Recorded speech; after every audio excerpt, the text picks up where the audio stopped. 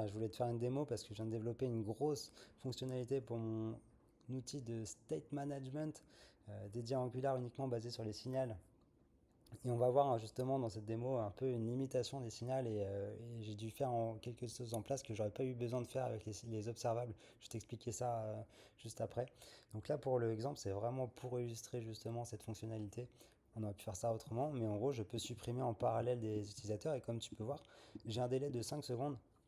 En vrai, les 3 parce que je me suis trompé, mais j'ai un délai de 5 secondes pour annuler ma décision. Et par contre, si je laisse courir les 3 secondes, ça va faire, on va dire, l'appel API pour supprimer l'utilisateur. Donc voilà, c'est assez simple. C'est pas si simple à mettre en place en vrai, je te laisse essayer par toi-même.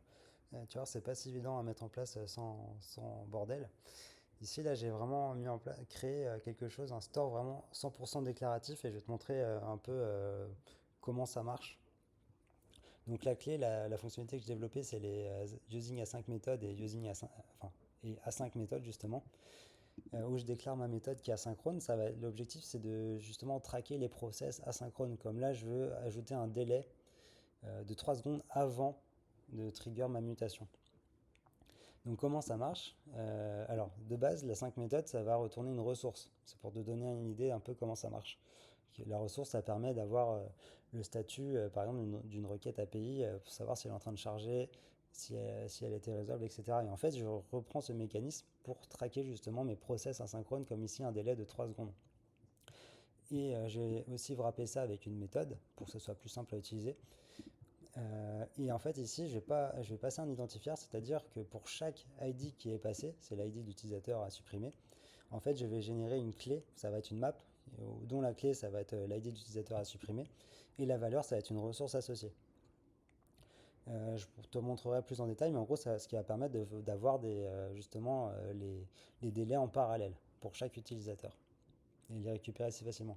Donc le loader, si jamais le statut qui est passé, c'est cancel, et bah là, on s'en fout, on s'arrête, on retourne la réponse. En fait, on s'en fiche un peu de ce qu'on fait avec. Sinon, si c'est delete, on va attendre 3 secondes avec les promises. Alors tu vas voir justement, il y a un petit truc aussi à voir, c'est pas si grave, mais il faut pas, on pourrait se faire surprendre dans certains cas.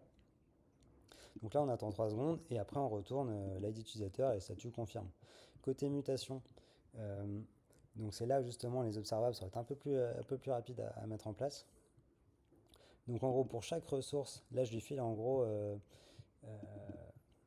justement ma map ID d'utilisateur ressource, que j'ai appelé ressource by ID. Donc ici je la file. Là j'ai eu aussi une limitation TypeScript qui me force à rajouter ça, alors que normalement je pourrais juste faire ça, ça devrait marcher, mais TS là il fume la moquette. Et dans mes paramètres, justement, quand j'ai ça, enfin quand j'utilise ça avec, là j'ai chaque ressource, en fait, pour chaque ressource, qu'est-ce que je dois faire avec? Donc j'attends que ça soit resolved et que le statut soit confirme. Et si c'est confirme, du coup, tu passes l'ID de l'utilisateur à supprimer.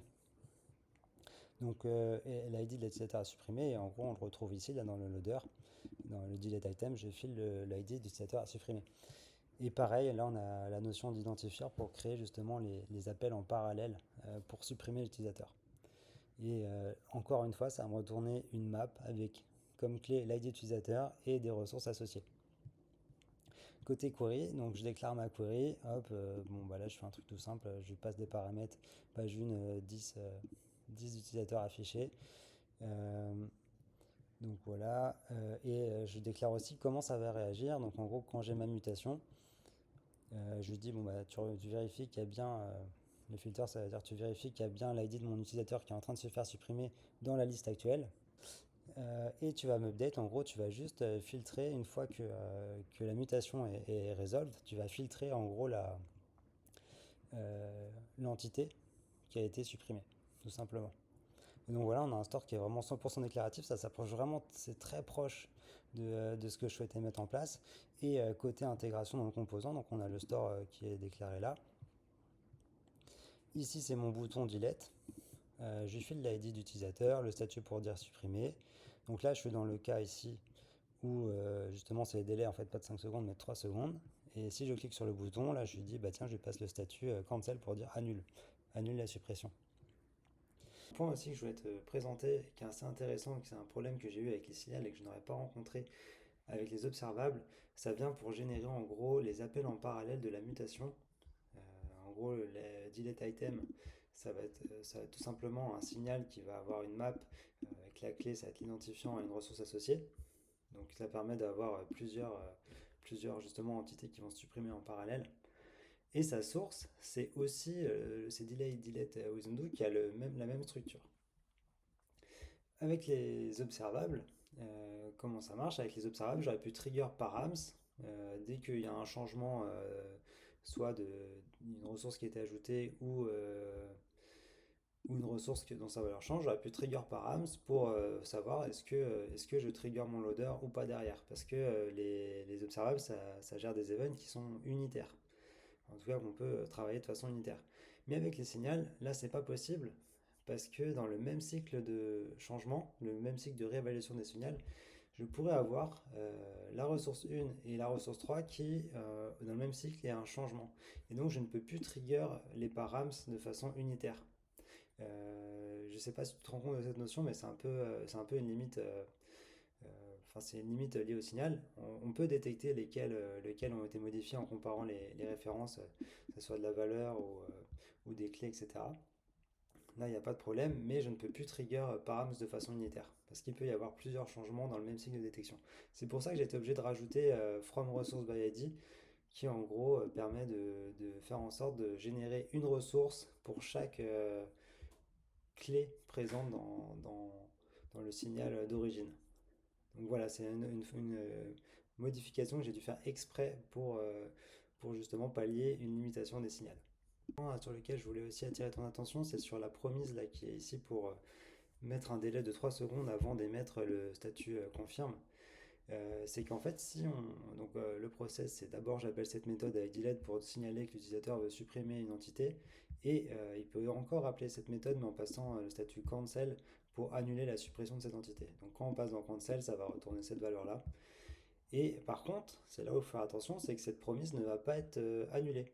C'est-à-dire que la ressource qui a été appelée avant avec delete va se terminer et émettre une valeur. Donc là, dans mon workflow, ça pose pas de problème. J'ai pas remarqué de problème, mais il faut faire attention parce que ça aurait pu poser un problème. Justement, c'est un cas qui est pas bien maîtrisé ici. Et donc, comment on peut faire pour justement cancel une promise? Parce que là, on peut pas directement. C'est utiliser abort controller. Un abort controller. Alors, ChatGPT m'a généré un truc. Ça semble très bien marcher. J'ai pas testé plus que ça. Et en gros, on peut se baser sur le abort signal et le passer justement à notre abort contrôleur pour après, on va dire, avoir un délai, là, une promise qui peut être cancel.